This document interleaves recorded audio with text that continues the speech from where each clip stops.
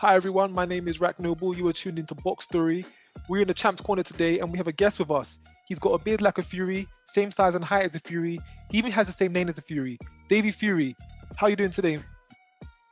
I'm all right, my brother. Thank you for having me on. That's good. You've been in the gym today? You've been training? Yeah, just finished. Tired now. Got a rest day tomorrow though. I'm back to it on Sunday.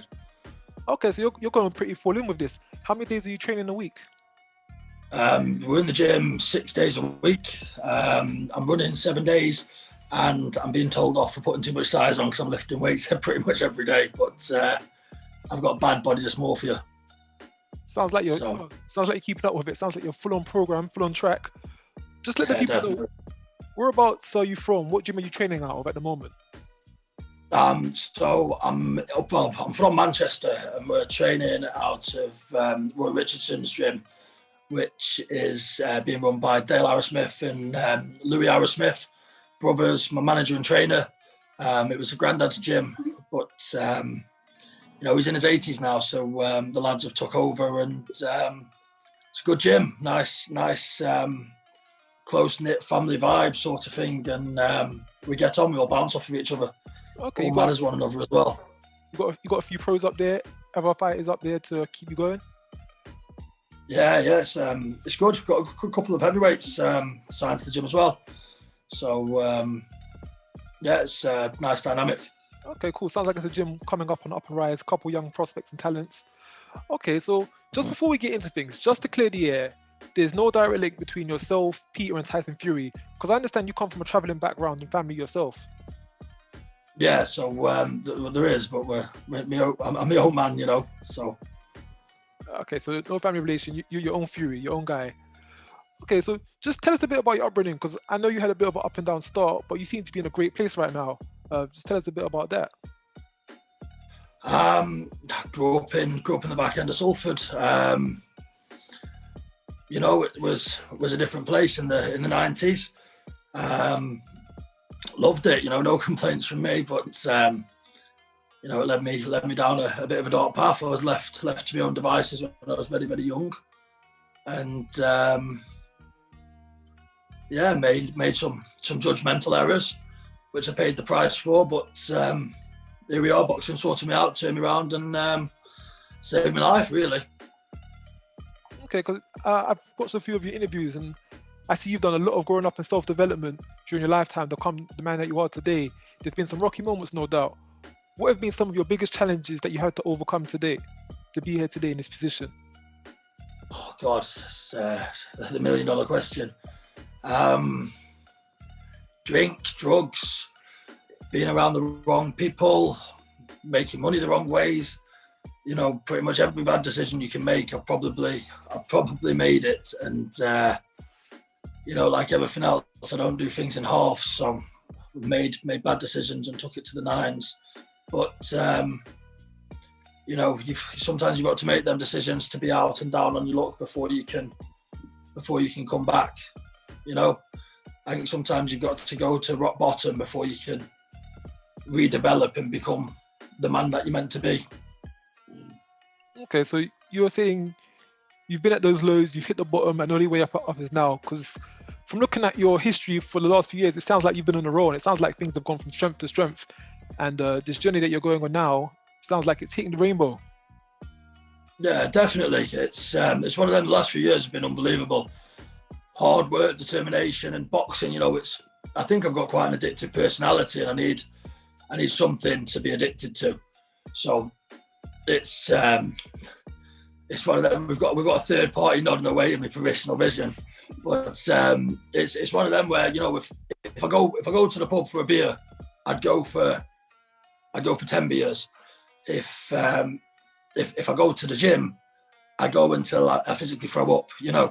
I have to do something to its fullest, and boxing's the only thing that really kept me on the straight and narrow, because it took all of my attention, all of my energy. And when you're fighting or when you're training or sparring or whatever, if you're getting tired or you're not sort of 100%, it shows very quickly.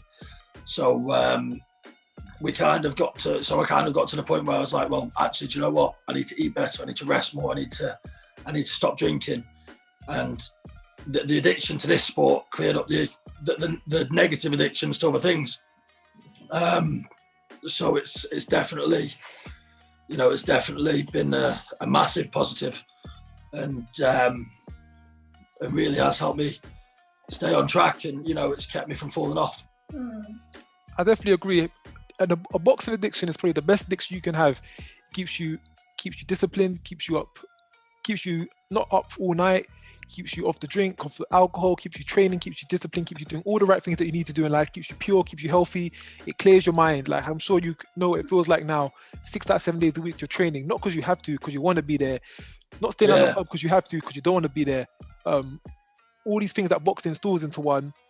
Yeah, it's definitely the best addiction you can ever have. Some people might see it from the external outside and think, oh, he's training every day, he's not coming out with us, he's not socializing, he's only eating certain foods and vegetables. But that's probably one of the best addictions you can have in your life. And it does so much good for your body, mind, soul, heart, energy, synergy, everything. And I'm sure you're experiencing that right now. So definitely. One of the points that I also realized about you, one thing about you that stood out is that you seem to have quite a following. You're quite a popular guy. Would you think so yourself?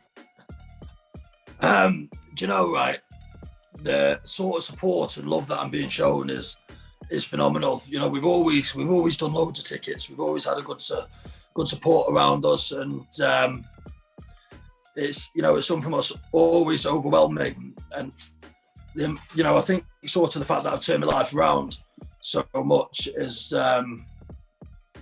where that following comes from. But you know, it's overwhelming, and obviously we did a video with British Boxing TV, BBTV, and it smashed like 30,000 views in the first week and 18,000 within 24 hours or something. It was, you know, which is crazy that many people want to watch me. But you know, it's very humbling. It gives you that purpose to keep going, gets you up on the cold days, on the cold mornings, gets you to the gym when you can't be bothered, or, you know, it's a blessing. It really is a blessing from God. Because, well, before this, you was a popular guy, but after that interview, you was a very, very popular guy. I say this because you were selling over 200 tickets for your non-professional fights, and that was without ever making any TV appearances, major YouTube appearances, without any massive media behind you. You're selling over 200 tickets. I know fighters who win titles of all sorts, and they can just about sell 100 tickets, but you're selling 200 tickets without any media. Yeah, it's, you know, it is what it is. I know a lot of people. I've always known a lot of people. I was, I think, sort of when I was on the down and you know, in dark places. I think sort of that pub culture and, you know, lads and all that. You know, they love boxing, they love the football and all the rest of it. So, you know, it kind of, when I turn my life around and stuff, it's one of them where I think I've got a good group of friends, and they're happy with how I've turned my life around. And I think they're quite proud to say, look, that's my mate. So we always had good support there, and then it just grows and grows and grows, you know. And now the support what we have and the following, and, you know, the thousands of people viewing everything, is absolutely just, it's overwhelming. You know, it really is. It's a dream come true. But it opens them doors, doesn't it? You know, it gets promoters' attention. It gives you the opportunities to be on the bigger shows, and it really does. You know, it does open a lot more doors than what perhaps a raw talent and no following would do. You know, it's a business at the end of the day, isn't it?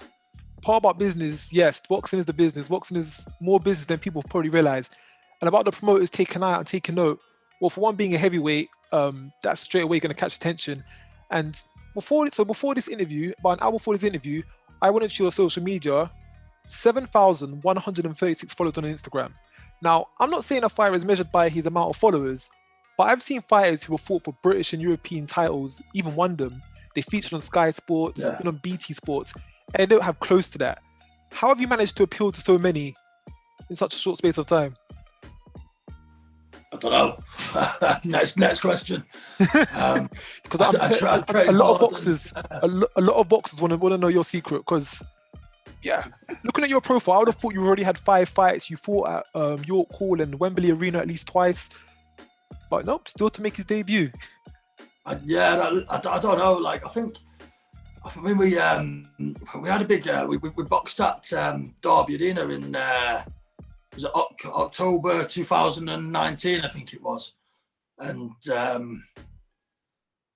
whatnot, which I took a load of people to, and after that it just kind of got out of control. But I don't know. I don't know what it is. You know, I'm glad they're following me. I'm glad they're watching what I'm doing. I'm sure a lot of them are waiting for me to fall off the wagon or to make a mistake, but as long as they're buying tickets, I'm happy, you know? As long as they're putting that money into your pocket, it doesn't matter what they can think or what they want the outcome to be. That's it. As long as they're paying my way. They're still supporters, aren't they, whether they're talking shit or not? So I got something I want to show y'all. I'm sure you've seen it yourself, but let's just take a look. Can you see that? Yeah. Yeah, 14 fights undefeated. That's very. One was a non-contest. The guy failed his medical after I'd knocked him out. Shouldn't have been in the ring with me.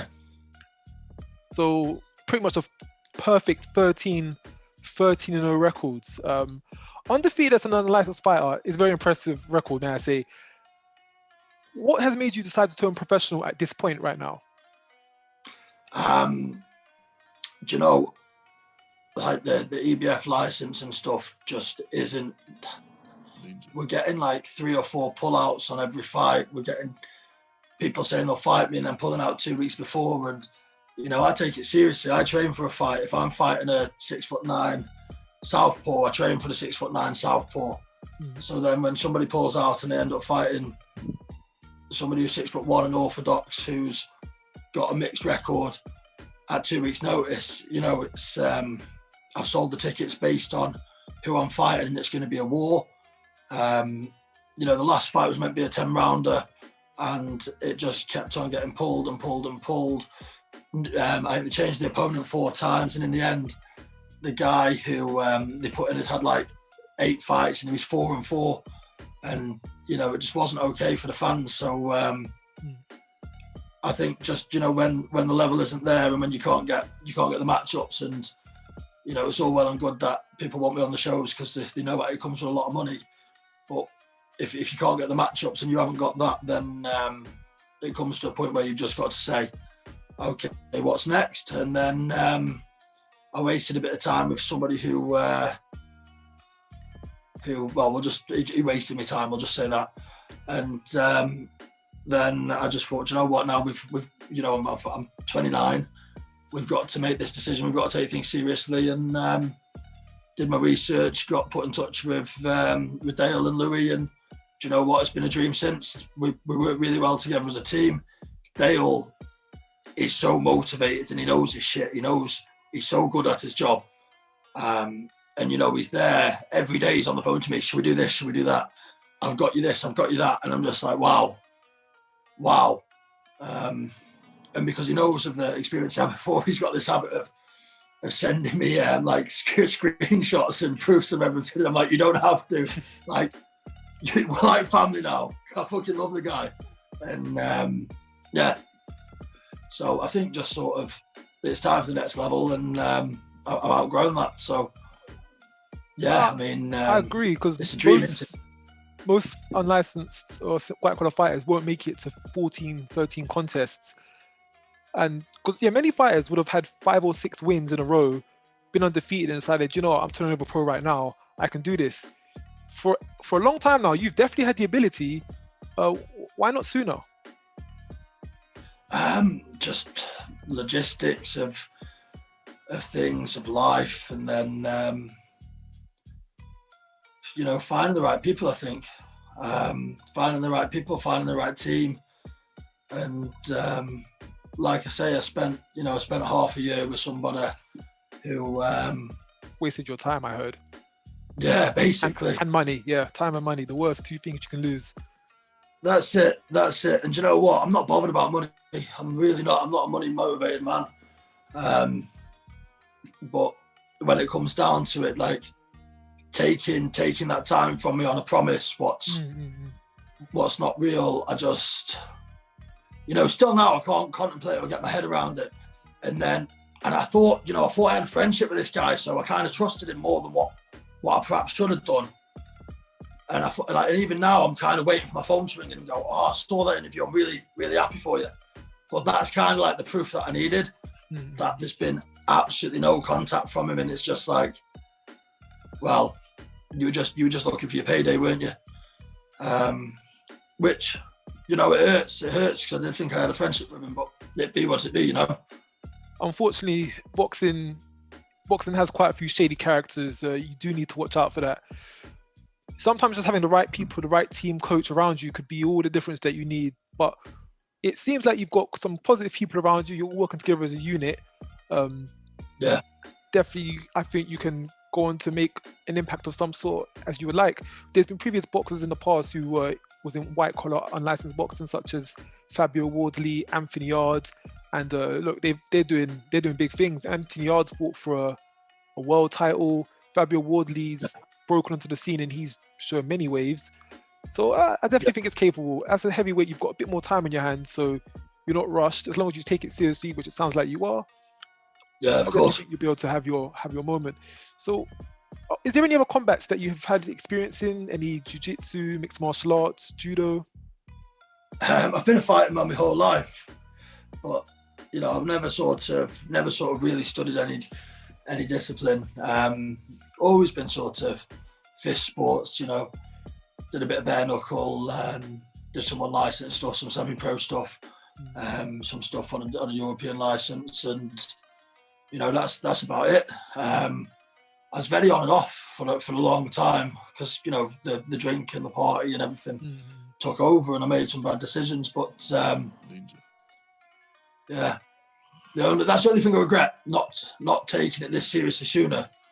But then if I hadn't took it this seriously sooner, would I have had my man strength? Would I be this focused? Would I be as mature in my mind? And I'd have probably fucked it up. So, you know, I think the timing's probably a blessing. You know, having children and growing up a bit and turning my life around. I think everything's at the right time now. So I think it's kind of all happened for a reason.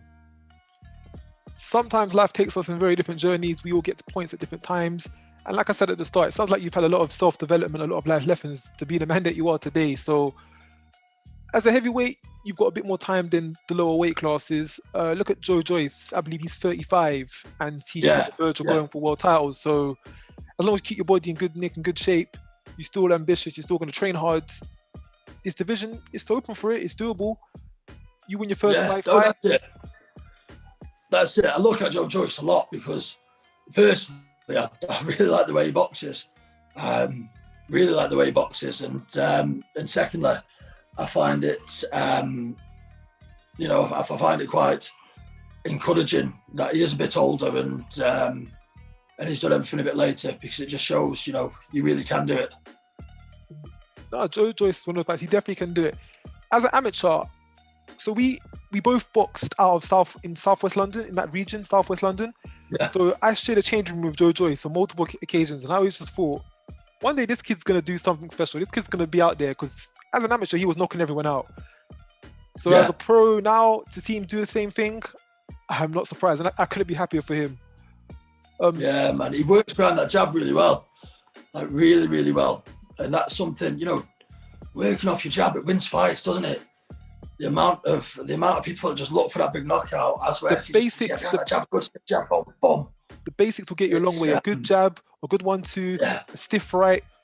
Those three variations right there, they can get you a long, long, long way. Do you mind if I just? Do you mind if I just show you one more thing? I got another little thing that I came across. Can you see this? Yeah. Just come up. I recognize that guy on the right side. So I've watched this a few times. Might have seen this.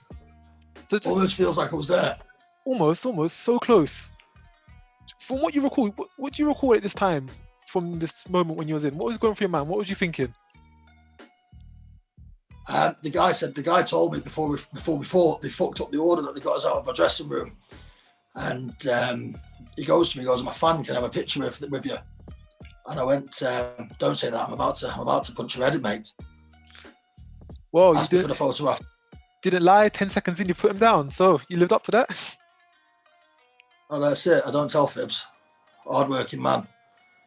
But yeah, I was pissed off. I was meant to be fighting quite a hard Eastern European, and he bottled it. He come to the weigh-in, and then shit himself on the night. I didn't know that. I didn't know they changed the fighter for the 4th time until I got out in the ring. But so this wasn't your original opponent. I can believe that because he doesn't. He's not throwing any punches back. He seems very, very, very, very scared.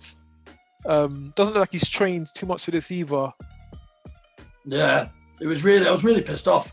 I was a bit unprofessional and quite immature actually when they tried to give me my belt and medals and stuff at the end. I just walked off. Well, I've seen this a few times, and I can kind of tell from your body language, like you're shaking your head there. You don't look impressed. You don't look too impressed. I spent 3 months in the gym training to fight a hardened man, somebody with a 12-0 record. You know, I train to go to war. If I train to go, and I want to war. I'm not one of them who wants to keep the row and just have an easy fight. For me, I want to be tested. I want to go into the later rounds, and I want to, I want to find out how much I've really got in me, because I've got the heart and I've got the drive and I've got the engine. But I want to see how I feel when I am being punched at, punched in the 8th, 9th, 10th round. And see if we can pull it out then. So yeah, when I don't want easy fights. I've got no interest in easy fights. I've got no interest in fighting journeymen on this journey either. If I'll take any fight tomorrow. And I really will. Floyd Mayweather showed that boxing was all about timing, but I believe with the right heart, the right mindset, and the right training, you're only as good as a man. You're only as good as the man that you believe you are, and you're only as good as your last fight. So, let's get in there and do it. And I don't want an easy ride. I want to show the world what I've been working on and how hard I've been working and how much heart I've got, how much I've practiced, how much I've trained.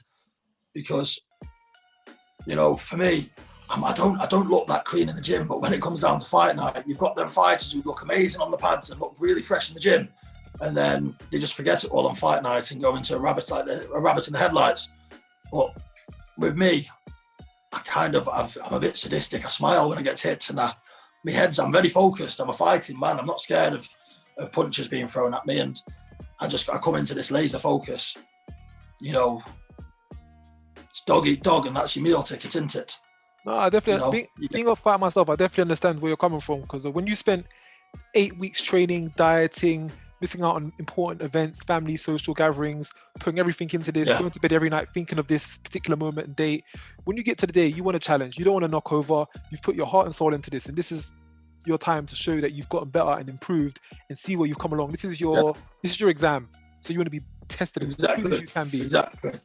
So I can see that last fight. I can fully understand. I had an experience of that myself. One of my fights, my 3rd fight, it lasted 57 seconds. Yeah. I was a bit gutted because when you've trained for so long, you want them. Okay, if you're gonna fall down, at least get up. Let me hit you another few times. Let me fully just blast you out of there. Yeah.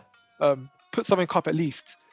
But that's fighting talk. And down the line, I'm sure they'll be testing your career. So you definitely got time, because being at 6'7", weighing 18 stone. There's only going to be one division that you're going to fit into, which is the heavyweight, the big boys.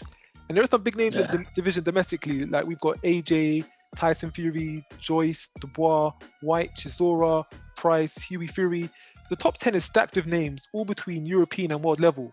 The bar's pretty high, but a lot of attention and speculation is coming around these heavyweights, especially in this day and age. So of course, you won't be versing these guys on the jump. In the next 1 or 2 years, where do you see yourself fitting into down the mix and the line? Well, look, this coronavirus is slowing us down, so it's very hard to tell what's going to happen in the next 12 months. True. But let's pretend that doesn't exist. I want to have a really busy 2021. My management is in talks and getting me on these behind closed door shows. So hopefully we can get them, we can get that boxed off and have a really active year, and then you know, carry on from there, and next year do the same, and hopefully, you know, by the end of next year we'll be at a point where we can start making some big shouts and calling out some big names. So how many fights how many fights would you like to plan for, or would you like to say for 2021? In an ideal world, I'd like to get out 5 times. You know, that'd be ideal, but whether that'll happen or not with COVID, I don't know. But, you know, I'm happy to stay in the gym. I'm happy to stay ready. Have my little holidays in between, but, you know, stay ready and stay active and just work through the year. So, okay. So, you know, if it's doable, we'll do it. I was gonna say, yeah, as a heavyweight, you do have some time on your side, but you don't want to let the time go too far on. What are some of your aims or goals or targets in boxing? You know, because some fighters, they say their outright dream is to win a British title. Some would love to fight overseas at some point. Some would love to be in America. Some would just like to headline a local show at York Hall. Everyone's got different dreams and ambitions on different level. What are some of your dreams or targets which you're looking to hit for in boxing? Look, I want to do it all, you know. You learn on the job and just keep going, see how far I can go, find out how good I am. And I don't think you can find out how good you are without doing it, you know. So I want to test myself and I want to push myself to the limits and see what I've really got. And, but for the you know, boxers, everyone I've ever hit, they've gone, for the got a lot of power, let's how that fares with the big boys. But there must be something kind of, there must be a few little goals or little things you'd like to tick off the list, like fight at York Hall, have a showing in America, be on Sky Sports, make it to BT, fight on the Frank Warren show, you know, just little things. Do you know, because we've got such a big following, a lot of the things what most people would say, you know, they'll come anyway, they'll come organically because we've got that following. You know, boxing's a business and we know that big ticket sellers get big shows. That's been the same as since the dawn of economy. So with things like that, I think that's happened organically. But honestly, my focus is one fight at a time and go as far as we can. Stay humble, stay grounded, be the best that I can be, and provide the best life I can. I can't sing and I can't dance, so my fists are going to have to do the talking, aren't they? Fists will do the singing, feet will do the dancing. That's it, you know. Okay, so just looking over your Instagram, I can see the best part of the last 2 years you've been living in the gym. How's that been going? How's that been feeling? Listen, it's my second church. It's my second church. I love being in the gym. I don't feel myself if I've not trained in a day. You know, if I can't sleep at night, I'm going to go for a run. If my head's a bit busy, I go, right, let's go and train, let's lift some weights. But I'm addicted, you know. Absolutely addicted. You can't train too hard, can you? There's no such thing as overcrafting you know, as overworking your craft. I love it. I love going around the gyms. I love getting as much sparring as I can in and learning different things off of different people. I love just working as hard as I can, and I love looking at my development now from a couple of months ago and a couple of months ago from 6 months ago. And, you know, just keep on going and try and get better and better and better. What's your favourite part of training? What stands out with about your training routine that you enjoy the most? Eating afterwards. I can relate to that. I'm a big guy. I need people. I can imagine you must be packing some calories each day. Oh God, we put away. To be honest, we put away when I'm training hard between 9,000 and 11,000 calories a day. But the clean calories, I do try and eat quite clean. You eat meat? Are you vegan, vegetarian? What's your eating? I eat everything. Don't swear at me like that. I eat everything, man. Everything. There's nothing I don't eat. Okay. You know. No holding back. Yeah, that's it. Listen, you give me a bit of meat and it's going down in one. You know, I'm one of them. Rare steak. You know, cook it me blue. Give it me some rice and a bit of salad. Rare steak, raw eggs. Yeah, let's get it in you. Do the lower back, cut the grass, throw that on too. Yeah, I tell you, I must bang down about 8 pints of milk a day as well. Love the stuff. Full fat milk, you know, got to have something to burn, haven't you? And how many times are you training a day at this point of time? So I run through the day. I get in the gym and do my session. So we're doing like twice a day. Twice a day. Okay. I kind of class like me running my weights as one session, and then we get in the gym, and my coach just, you know, he pushes me until there's nothing left in me every day. I'm on my hands and knees every session. Talking of team, from what you've said, you seem to have quite a solid, good team around you. So who is managing you? Who's your management side? Dale Arrowsmith's managing me, and what a guy. He's very fucking good at his job. And he's the nicest guy in the world as well. We've become really close really quickly. And yeah, we just really clicked off the off. That's always a good sign. To have a good relationship with the manager, with the person that's directing the career, that is vital. That is very vital, because you know he's got your interests at heart. Of course, you've got your own interests at heart, but you're both working towards the same thing. Because I'm sure you know about some managers, they'll bleed a fighter dry, they'll rinse a fighter for as many paydays as possible, but the fighter's left with nothing at the end of the day. But Del sounds like he's looking after you. What about coaching? Who's your coach? His brother, Louis Arrowsmith. Family affair. And he's a really good coach. Yeah, properly. He's been in the boxing scene forever as well. So he really does know his stuff, and you know, he's pushing me hard. He's really developing me quick, and we're learning a lot of new things and just developing not a new style, because he's happy to work what I've got. I'm big, I'm awkward as it is, but you know, he's giving me like a punch selection what I perhaps wouldn't use, and I'm throwing punches from angles that I wouldn't normally have seen, and he's just pushing me on my footwork and everything. They're absolutely amazing, the pair of them. I can't sing the praises anymore, you know, because they are literally what Dale has done for me in such a short amount of time, and what Louis does to me every day in the gym is exactly what a manager and a coach should do, if not more. So, you know, they're my guys. We're like a fucking family, and I love them to pieces. I can't say too much good about them, because they're just fucking the next level. They really are good guys, really good fucking hard-working guys.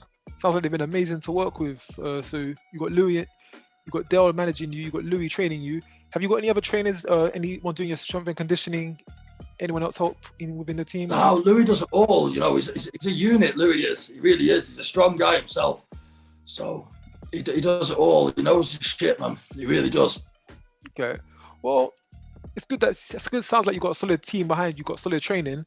Of course, making the transition from unlicensed to professional, a big part of it is the sparring, the company you've got around you, the guys in the ring that are hitting you and letting you know this is a different game. So how's your sparring with the pros going? You sparring with any pros at the moment? It's fine. It don't bother me. I've been sparring with pros for years. Okay. It is what it is. You know, you don't share too many sparring stories, but I've never not had the upper hand, or you know, I've never been punched around the ring in my life. You've never been out of your depth with anyone who you jumped in the ring with, basically. Yeah, I guess that's what I'm trying to say. Yeah, that's a good sign. You know, because of course, we know in boxing, heavyweight scene is a bit scarce. There's not so many guys over 6 foot who are over 200 pounds. So I know a particular heavyweight champ, or I know of a particular heavyweight champ who's getting ready to fight a guy who's 6'9". He's about your height, your build, got the same beard as well. And you never know, they might need similar persons to that to be a sparring partner. You can get the call up, like say, have 2 or 3 fights, win them, look convincing. Yeah. We need you for sparring partner. We'll give you a couple hundreds for your time, just for being a big guy of 6'9". Oh, definitely, it works. We've got the build. We're there, aren't we? And I'm always up for. I'm up for sparring anybody. You know, you can't ever learn too much, can you? It's all learning. It's all an experience, and it's all the journey.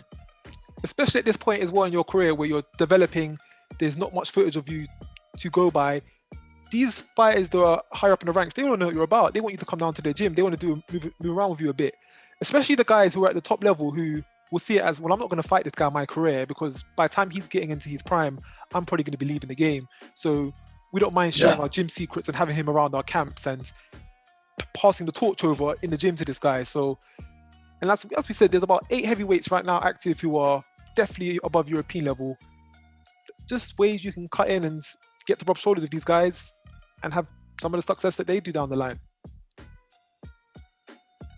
Yeah, definitely. And I mean, Dale's already sorted out some stuff, which, you know, was sworn to secrecy. I'd love to be able to drop names and stuff. But firstly, it's not my style. I'm my own man. And secondly, you know, it's one of them where we're sworn to secrecy anyway for other reasons. But, you know, we've already got a couple of things on the cards, and I'm sure there'll be pictures will surface after it's done.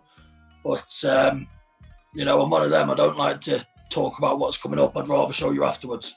Let the action speak. You know? Let the action speak louder than the words ever will. Yeah, that's it. You know, let's the proof's in the pudding, isn't it? So you can all watch it after I've done it, and I'll focus on doing it beforehand with no distractions.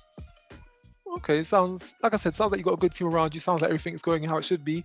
As far as the paperwork side in, have you had your meeting with the boards and passed all of those? No, meeting with the board is coming up. I spoke to the BBBSC on the phone a couple of days ago.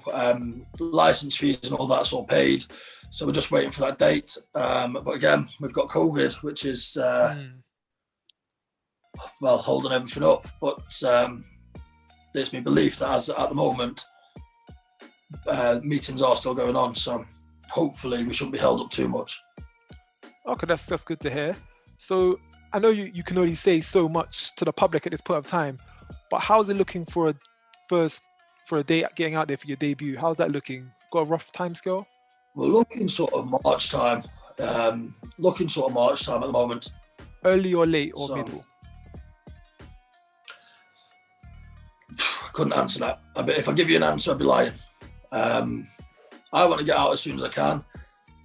Dale obviously wants to get me out as soon as he can, and Louis will push me as hard and get me ready at whatever pace we need to. So, you know, okay. we're there, we're ready and waiting. So, you know, it's just as quickly as everything can move. And obviously there's a format what's got to happen, isn't there? So, you know, all of that's got to happen. So I don't want to speculate, but yeah, March, I think we're looking at. Okay, so you've got your team around you, you've got the gym that you're training out of, spoken to the board, that's all set, you've got a date for around March. It sounds like you're pretty much, you're in the gym 6 days a week. Sounds like you're pretty much ready to go. It sounds like it's just waiting. It's just a waiting game now. The final stretch. Always waiting. But this hopefully this is the final wait. Hopefully this is the final wait. So we're in January now. In 2 months' time, your name will be getting onto the scene, and with the size, your image, the name, everything all together, the following that you've already got, I do think you'll be making waves and people will be paying quite a bit more attention. So is there anything you'd like to say to the audience for now and time to come? Because it's always in the early interviews where you plot out your predicted destiny that you look back in a couple of years and say, I said I was going to do this, and that. And I've already ticked them off the list. So I've come a long way in the space. Is there anything you'd like to say to look back on? Oh, we're not here to take part, we're here to take over. I keep on saying it. And, you know, the proof's going to be in the pudding. So, you know, I don't want to sit here and beat my own chest. If you do something good enough, other people will brag for you, won't they? So I'll let my actions speak. But, you know, I'm sure I'm very humbled and I feel very blessed to have the support that I have. I thank everybody for the continued support, all the positive comments, all the well wishes. And, you know, I can't wait to get out there and show you all what I've got. And you'll soon see that it's not just smoke, you know. And, yeah, let's go. 2021 is going to be a big year for me. There's some big things that are coming. And it's an exciting time. It really is. So not here keep to your eyes take peeled, part. don't go anywhere. We're coming for it. Not here to take part, here to take over. Not smoke. You're coming for the division. See, another thing that caught my attention about you is that you have a very interesting box story. Not a backstory, we call it a box story here. From your many life events that you've gone through. I heard you was working from 10 years old, from a young age, just really persevering through some hard times. You've had some lows, but I can see you're riding on a high, and I really hope that can go as far as it continues to go. And I can see you around hitting all the big times, the stadiums, the fights, the rankings. I will keep an eye on you. So hopefully, when we have a recap on this meeting at some point down the line, you can be telling me about all these things coming to light, or I can see all these things coming to light. Hopefully so. So all the best. Thank you for your time. God bless you. Thank you for saying that. It's it means a lot, and you know, hopefully next time we do this, it'll we'll be on the next chapter of the story. I'm pretty sure of that. Like I said, March, I'll be keeping an eye out. I'll keep it a tune out for that, to seeing how that goes. I've got one question to ask you, not so boxing related. If you've got to compare yourself to a superhero, who would you compare yourself to? Comic book or animation? Anyone? God, that's an hard one, that. Can't you ask me about chocolate bars or something? They asked at the other interview. Do you know what? Yeah, no, I can answer that one. I love the Milky Way. Is there a Milky Way man? No, I don't know. I like Batman, you know. I've got nothing in common with him, but I like Batman. You like Batman, but your appearance... You like Batman, but your appearance seems more of a Bane. Big, muscular guy, strong. He's not a super... Do you know what, though? If you're asking me about villains... Okay, do you know, I would question that. Superhero, supervillain, anyone of that sort. Who would you compare yourself to? God, I'm bad to the bone. Do you know, I do like Bane. I really do like Bane, especially in the new Batman films. Evil, powerful. Do you know, bad boy. You resemble of Juggernaut, because you seem like you're going to run through absolutely everyone, an unstoppable force, an immovable object. I think you're a Juggernaut for sure. I like that. So Mr. Fury, Davy Fury, this is Box Story. Thank you for your time. Thank you for interviewing. And me and everyone at the team, we wish you the best for the future. And until next time, we'll see you soon. Have a good one. My man, God bless you.